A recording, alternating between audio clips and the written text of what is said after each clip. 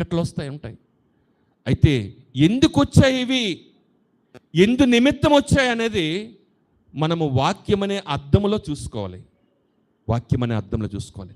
నేను పొరపాట్లు చేయటం వల్ల వచ్చాయా, లేకపోతే నేను నీతిగా జీవిస్తున్నప్పటికీ కూడా ఇవి వచ్చాయనంటే ఏదో ఒక పరీక్ష నాకు కలిగింది అని మనము నిశ్చయతతో దేవుని సన్నిధిలో ప్రార్థన చేయాలి.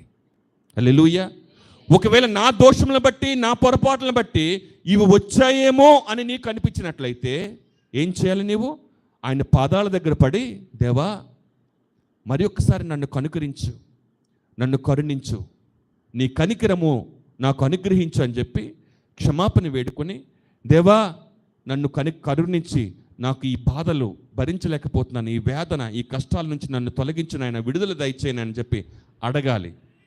ఒకవేళ మనం భక్తిగానే జీవిస్తున్నాం, అనేకమైన శోధనలు ఎదుర్కొంటున్నాం, ఈ లోక మాలిన్యానికి దూరంగా ఉంటున్నాం, నీతిగా బ్రతకడానికి, పవిత్రంగా జీవించడానికి మనం ప్రయాసపడుతున్నాం. ప్రతి దినము కూడా మన శరీరంతో మనం పోరాడుతూనే ఉన్నాం. ఆత్మకు శరీరానికి పోరాటం జరుగుతున్నట్లుగా ఈ శరీరంతో పోరాడుతూ ఉన్నాం, ఈ లోకంలో ఉన్నటువంటి విషయాలతో పోరాడుతూ ఉన్నాం.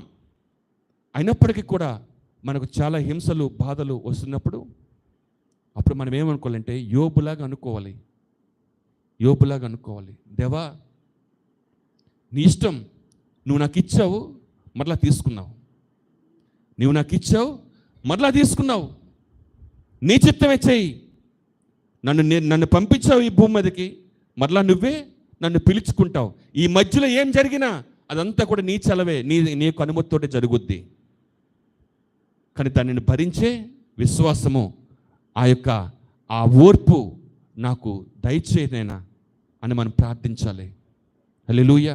చాలామంది ఓర్పు లేక, సహనం లేక ఏం చేస్తారంటే నోట్లో నుంచి ఏదేదో మాటలు, దోషంగా ఉండే మాటలు మాట్లాడిస్తుంటారు, ఏదేదో రకరకాల విశ్వాసం లేని వారిగా మాట్లాడుతూ ఉంటారు, దేవుడు భయం లేకుండా మాట్లాడేస్తుంటారు, ఇలా చేస్తూ ఉంటారు. కానీ అందుకని దేవుని సన్నిధిలో అడగాలి మనం, దేవా నాకు ఓర్పు దయచేయండి, వాటిని భరించి సహించే ఆ శక్తిని నాకు దయచేయని చెప్పి మనం ప్రార్థన చేయాలి. యోబు భక్తుడు అంటాడు చూడండి, యోబు గ్రంథంలోనే 13వ అధ్యాయం, యోబు గ్రంథం 13వ అధ్యాయం 15వ వచనం చూడండి. 13:15 ఇదిగో ఆయన నన్ను చంపినను నేను ఆయన కొరకు కనిపెట్టుచున్నాను, ఆయన సన్నిధిని నా ప్రవర్తన న్యాయమని రుజువుపరతును. దేవునికి స్తోత్రం.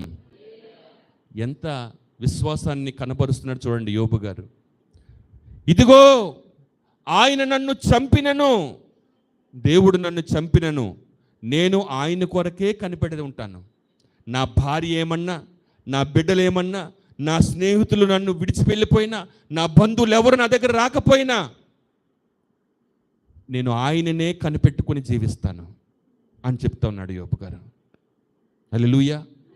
ఆయన నన్ను చంపినను ఆయన కొరకు కనిపెట్టుకుని ఉంటాను, ఆయన సన్నిధిలో నా ప్రవర్తన న్యాయమని రుజువుపరుతును. ఎంత ధైర్యం మనకు లేదులండి. ఉందా? ఈ మాట అనగలనా? దేవుని సన్నిధిలో నా ప్రవర్తన న్యాయమని నేను రుజువుపరుచుకుంటాను అనగలమా? ఏమ్మా అంటారా ఎవరైనా? దేవుని సన్నిధిలో నేను ఎంత న్యాయవంతుడినో, నేను ఎంత యథార్థవంతుడినో నిన్ను రుజువుపరుచుకుంటాను, దేవుని తెలుసు సమస్తము అని మనం చెప్పగలమా? యోబు చెప్పగలిగాడు. హల్లెలూయా. అంటే యోబు అంత విశ్వాసమైనప్పటికి కూడా మొత్తం కోల్పోయాడండి.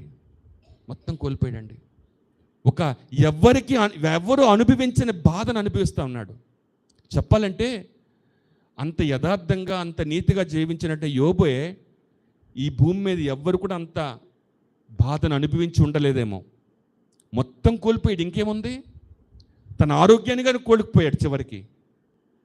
కానీ విశ్వాసంతో నిలబడ్డాడు. అది ప్రపంచానికి ఒక సవాలండి యోబు యొక్క జీవితం అనేది. ప్రపంచంలో ఉన్న భక్తులకి ఒక సవాలుతో కూడుకునే జీవితం యోబు జీవితం అనేది. ఎవరు ఉండగలరు అట్లాగా? ఎవరు నిలబడగలరు అంత స్థిరంగా దేవునిలో? కానీ యోబుని దేవుడు మనకిచ్చాడు, చూపిస్తూ ఉన్నాడు.